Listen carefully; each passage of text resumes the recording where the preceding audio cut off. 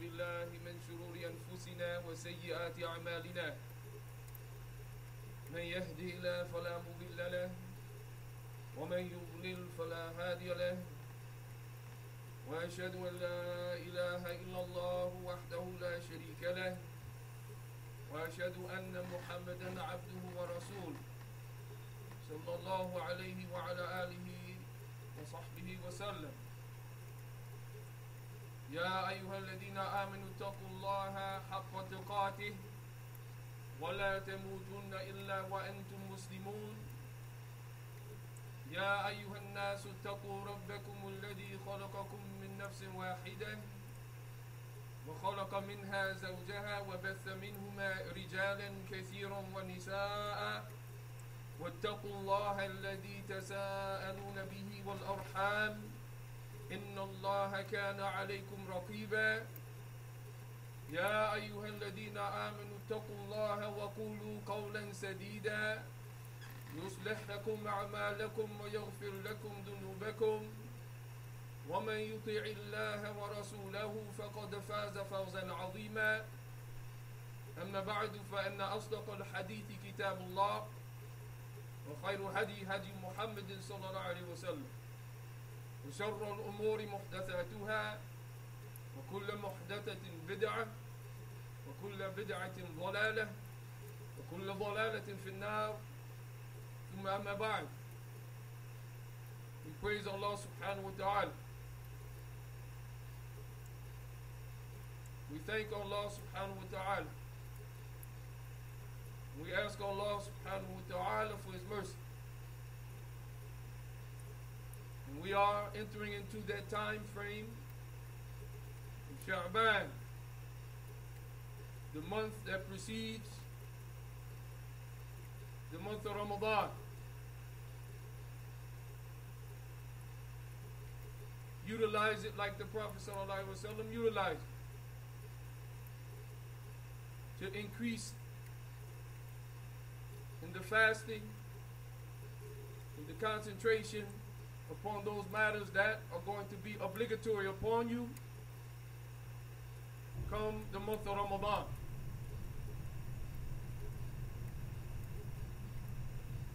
And I just want to remind with that, without an extensive amount of detail, and inshallah ta'ala we may revisit the reality of Sha'ban during the month of Sha'ban, but know that it's upon you to utilize it to prepare for the month of Ramadan. After that, if I ask, or I say, or it is said, what's the difference between wellness and sickness? What's the difference between صحة والمرض, being well and healthy, and being sick and diseased? Our minds, Badiran, they go instantly to what? صحة البدن ومرض البدن. They go right to the wellness of the body, being healthy as it relates to our body and our ability to function physically, and our ailments and diseases and sickness that hinders us as it relates to our body, and it affects us as it relates to our body.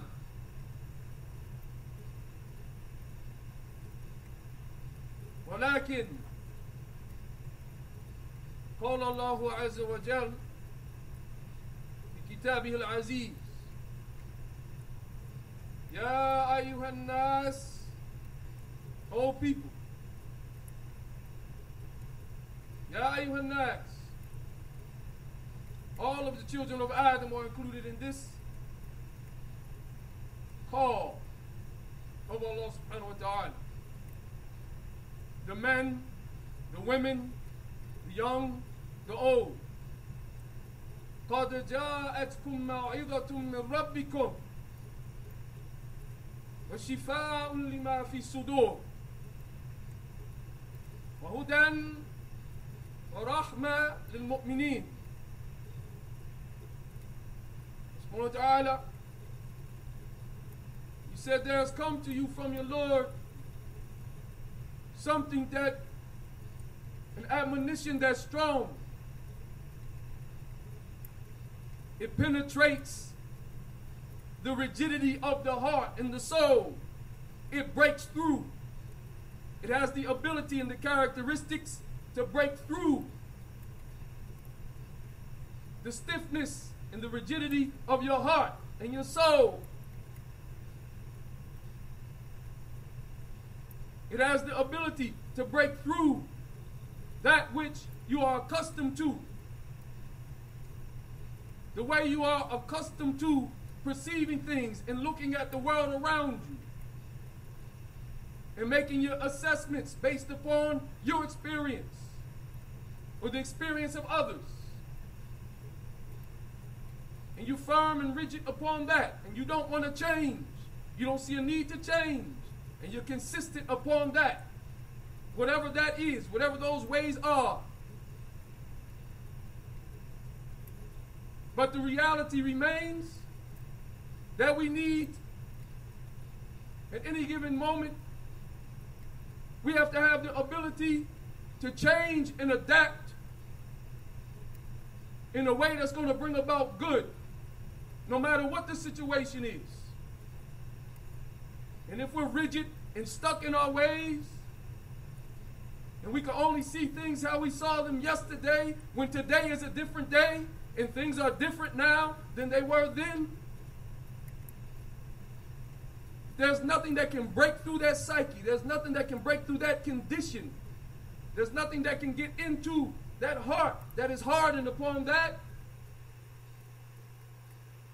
Then how will we ever modify and adjust to be successful when the situation requires that we make adjustments to be successful? So this Quran, it comes with that maw'idah, that it can break through all of that. And once it breaks through, once someone gets through to you, what's the result and the effect of that? إِلَّا نَسْتَمِعُ إِلَيْهِ. Except that we listen to them.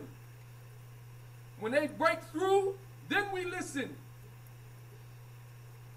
There's no breakthrough. If there's no penetration, we ignore and we heedless and we don't give weight to what is being said.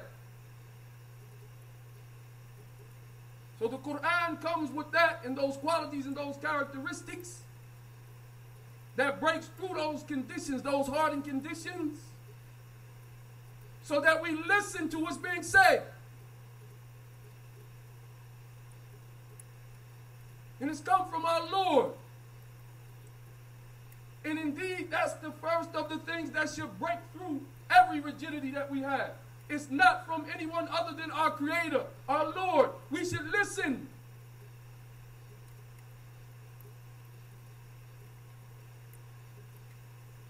We should pay attention. We should want to know what Rabbul Alameen said.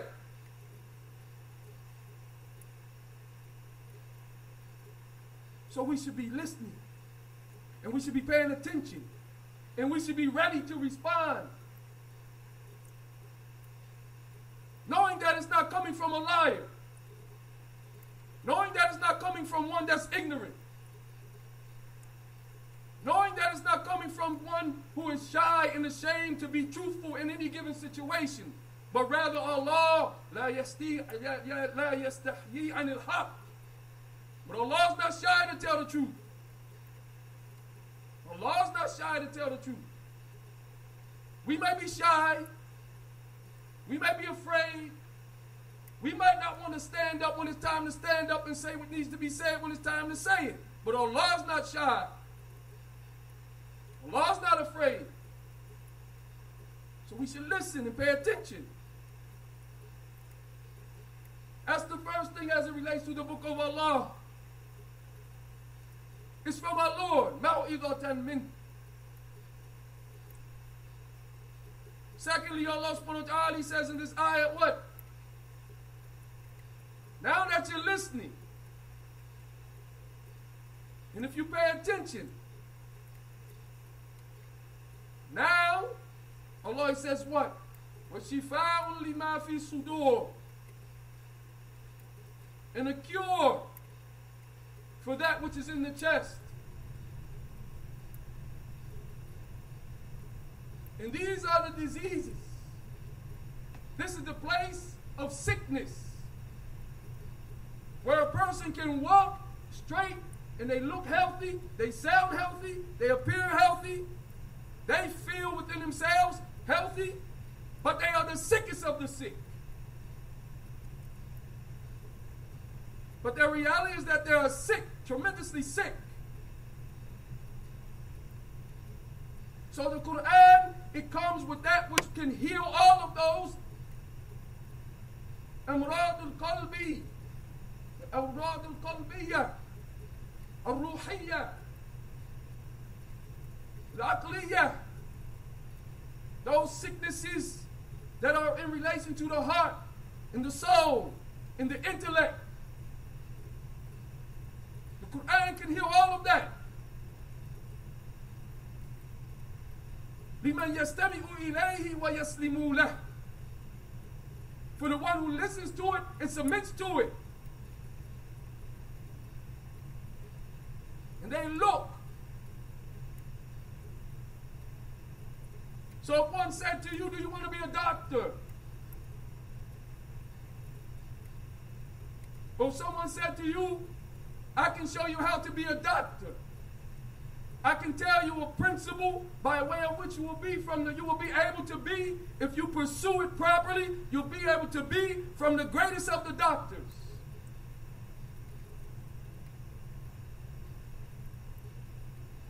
What is a doctor? One who knows the sickness and is well aware of it, while also knowing the cure and is well aware of it. The more knowledgeable that one is of the sickness and its cure, the better the doctor that they are. The better the doctor that they are. They know the sickness, and they know the means that cause you to end up being sick. And they know the cure, and they know the means that help you apply what is necessary so that you can become healed and better after being sick.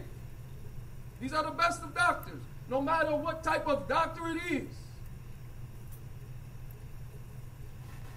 But here we're talking about the doctors of the heart. Tabib al-Qalb. It's a principle. What is that principle? As it relates to the book of Allah, and as it relates to the sunnah of his messenger sallallahu alaihi wasallam, everything, kullu shay'in dhukira fi, everything that's mentioned in it, min sifatin hamida, فهو صحة فهو من صحة والمصلحة. Everything that is mentioned in the book of Allah and the sunnah of his messenger from praiseworthy qualities and characteristics, then that is the good health. That is what's beneficial. إلى القلب والروح والعقل, to the heart, to the soul, and to the intellect. In everything, كل شيء ذكر فيه من الصفات الذميمة, everything that's mentioned in the book of Allah from the qualities and characteristics in the sunnah of his messenger sallallahu alaihi wasallam, from the qualities and characteristics that are disgusting and dispraised, ذميمة وقبيحة, فهو مرض والسبيل إلى المرض والمفسدة والسبيل إلى الفساد. then it is the sickness in the way to becoming sick. And it is the corruption in the way to becoming corrupt and spoiled. This is the principle. It's very easy. It's not complicated. Doesn't take a rocket scientist. Doesn't take a long, drawn-out, 8-year education. You can master it in 2 days. Spend one day reflecting upon one characteristics that are Hamida. And spend the next day reflecting upon the other, the characteristics that are Damima. And if you want to stay up all night, you can become efficient in that in one day. It is as it relates to the principle. And then you spend the rest of your time learning, looking into the book of Allah and the sunnah of his messenger sallallahu alaihi wasallam, so that you can become efficient and proficient and have the ability to detect your own ailments, to cure your own ailments, to detect the ailments of your brothers and sisters and your family, and then advise them and instruct them and then call them to that which is going to help to rectify them and make them better. As it relates to what? Their hearts, their souls, and their intellects. Because all of those diseases, that's what they affect. All of those evil qualities and characteristics, that's what they affect. And all of those praiseworthy qualities and characteristics, that's what they affect. وما دليل? What is the proof? قال النبي صلى الله عليه وسلم في حديث في قول مشهور. The Prophet صلى الله عليه وسلم said in a statement that's known, it's well known. ألا إن في الجسد مضغة. Pay attention and be aware that in the body there's a lump of flesh. إذا صلحت صلح الجسد كله. If it is upright, if it is sound, if it's healthy, then the whole body is healthy. وإذا فسدت فسد الجسد كله. When it is corrupt, then the whole body is corrupt. When it is diseased and infected, then the whole body is diseased and defective and infected. Your choices, your statements, all of them will come about, and they will give evidence and proof that you are sick. You have diseases. The doctor of the body, he says, you're fit, healthy. The physique of an athlete, the health of an athlete. You have years ahead of you, so they say. Because they're not upon the correct aqidah, which is the start of wellness. So the doctor of the body will lead you into deception and making you think that you have a long life to live, so you don't prepare to meet Allah subhanahu wa ta'ala. Whereas the Tabibul Qalb, he say you don't know how long you're going to live. You better get ready to meet Allah right now. That's the difference between the two. That's the difference between the two. If all you're worried about is your body, you'll want to live forever. But if you're concerned with your heart and your soul and your intellect, you will prepare to meet Allah subhanahu wa ta'ala. If that's your concern. This is the advice. We should be always in pursuit of detecting, reflecting, and purifying, and cleansing, and removing any disease that we find, any sickness that we find. How do we know them? Again, all all of the praiseworthy characteristics established in the book and the sunnah, that's good. The one who has that, they are possessors of well-being. They are healthy. Even if they cannot get out of bed, even if they're bedridden, even if they're paralyzed, even if they're sneezing, coughing, COVID from head to foot, cancer from head to foot,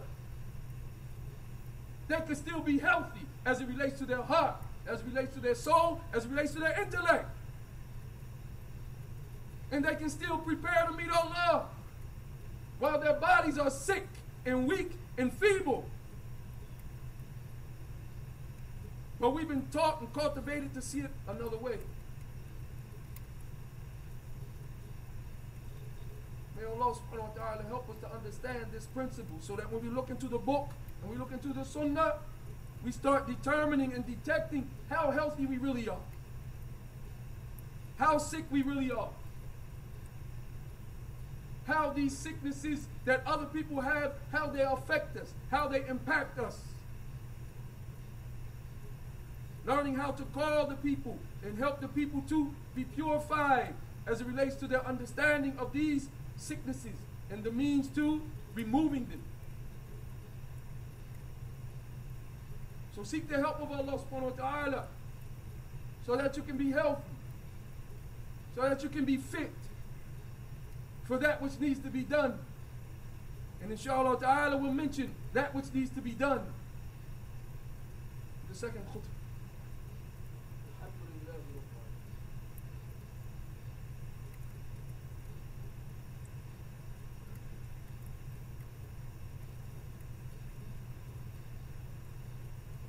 بسم الله والصلاة والسلام على سيدنا محمد وعلى آله وأصحابه ومن تبعهم بإحسان إلى يوم الدين وبعد. In Adab al-Mufrad, there comes an authentic narration from Jabir radiallahu anhu that he said that the Messenger of Allah sallallahu alayhi wa sallam, he asked the people, he asked them, Man sayyidukum ya bani Salim, ya bani Salim? Who is your leader, O tribe of Salim? Who's your leader? And we're not going to point out all the benefits in this tremendous hadith, because it's tremendous. But he said, who's your leader? وَقُلْنَا جَدُّ بن قَيْس. And he said, جَدُّ بن قَيْس. على أن نبخله. على أن نبخله. He said, Jad ibn Qais, that's our leader. That's the one who we have and we respect and hold to be in that position. Allah, but walakin, we hold him in that position, understanding at the same time we consider him to be stingy. We consider him to be bakhil, to be greedy and stingy, one who withholds from the people that which they have in their possession that will be of benefit to the people. We consider him to be one who is not generous. And indeed we have to understand, and I'll highlight so that it's clear, this is the disease that we're focusing on today, that we're highlighting today. Bukhl, greed, stinginess. Is it a characteristic that dispraised in the book of Allah and the Sunnah of His Messenger sallallahu alaihi wasallam? If we say yes, and we say yes, then that means what? Based upon the principle. It's a sickness. It's a characteristic that's dispraised in the book of Allah and in the Sunnah of His Messenger. So bukhl is a disease from the diseases of the heart and the soul and the intellect. It's a disease. And generosity and all of those characteristics linked to that, from compassion and consideration, they are from the health of the heart and the soul. These qualities and characteristics and the intellect. So look at the hadith of the Prophet ﷺ as it continues. That was their response. That's our leader, but we consider him to be greedy and stingy. He doesn't share. He doesn't consider our needs. He doesn't benefit others with what Allah has provided him with. قال صلى الله عليه وسلم جوابا إليهم, the Prophet ﷺ, he said to them, responding to them, he said, وَأَيُّ دَاءٍ أَدْوَى مِنَ الْبُخْلِ وَأَيُّ دَاءٍ أَدْوَى مِنَ الْبُخْلِ. And what disease is a greater sickness than greed? And what disease is a greater sickness than greed? بل سيدكم عمرو ابن الجموح. عمرو بن الجموح رضي الله عنه. He said, but rather, so when they described their leader as being someone who was greedy and stingy, the Prophet ﷺ, he changed that affair. He said, bel, meaning, no, he should not be your leader. You should not hold him in a position of leadership because of him being greedy, because of him being sick, spiritually sick. His heart is sick. His understanding and his intellect is sick. You're in charge of the people. You're revered by your people. And you don't have compassion for them. You don't consider them. You don't share with them from that which Allah has given you. You should not be in a position of authority. You should not be reverenced in any type of leadership position. If this is your quality and your characteristic. And from the Salaf, there's a statement from the Salaf, Imam Ahmed and other than him, where they said that we don't know, لم نعرف, we don't know رجل عالم ورجل صالح بخيل. We do not know, meaning we do not know a man that combines these characteristics. We don't see that it's possible for an individual to combine these characteristics. That he be a raju, that he be mature. He be a mature man. And he be righteous. While at the same time being greedy. It's not possible. It's not possible to be mature and righteous and be greedy at the same time. It's not possible to be mature and righteous and be greedy and self-centered and stingy at the same time. It's not possible. It's not. So when we're looking at ourselves and when we're looking and assessing the people, this is the reality. No matter what the people claim.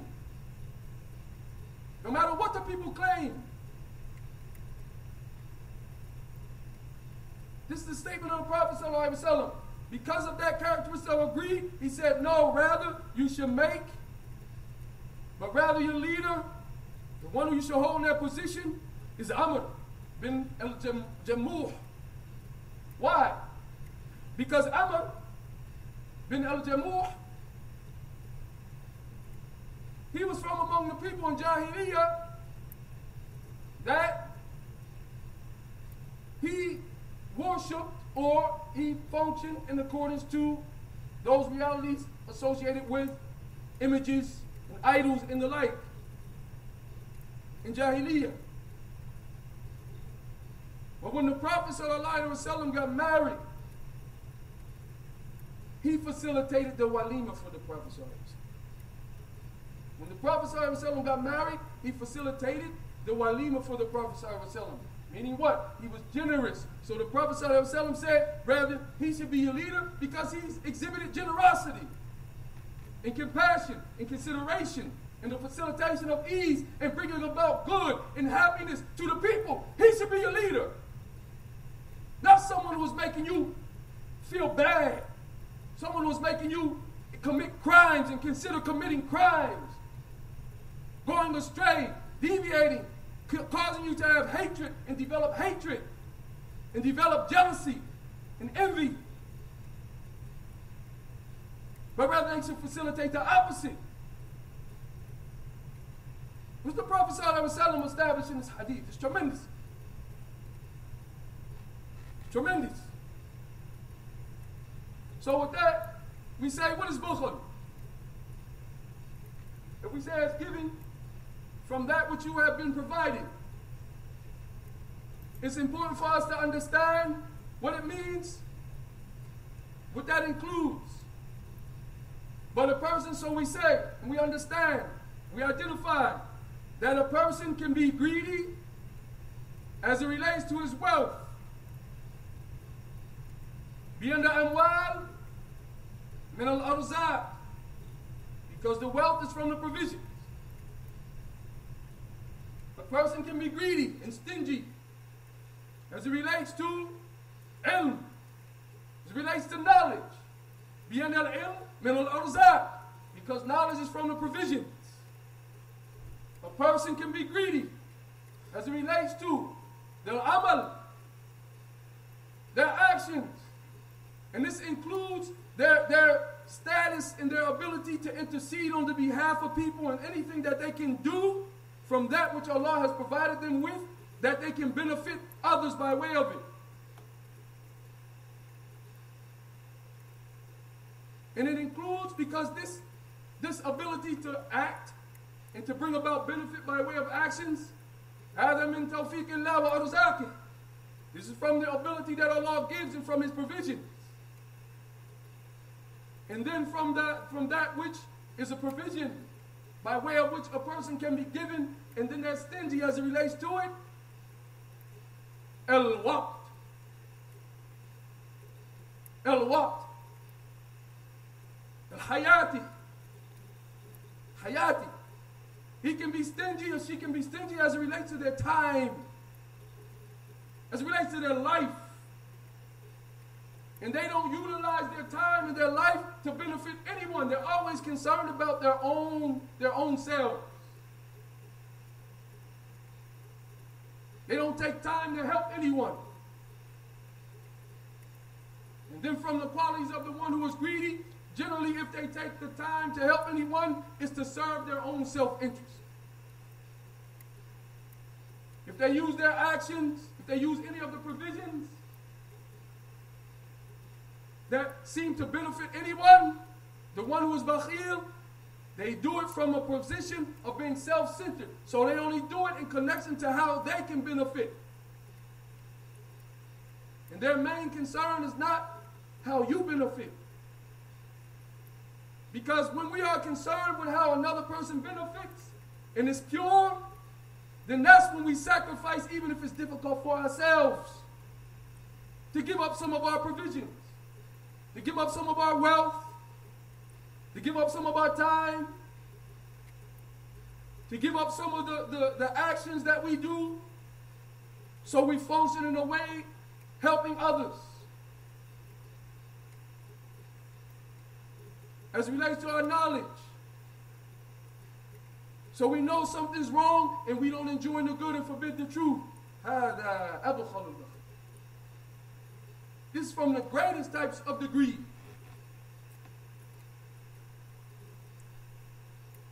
So be aware. And why am I mentioning this? Let's bring it all together. Let's bring it all the way together. Because the reality is either we're going to be generous, compassionate, and thoughtful, or we're going to be the opposite. And it's been years in the making. Masjid's still not complete. The renovations in the masjid still not complete. We're reaching out,